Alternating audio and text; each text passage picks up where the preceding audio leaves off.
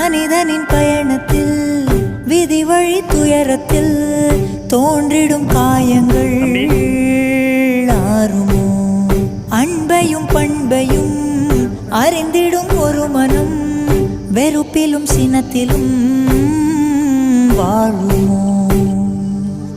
வெளிச்சத்தை தரும் என்ற ஏற்றிய தீபம் ஊர் முழுவதையும் எரித்து விட்டு தீயாயானதேனோ?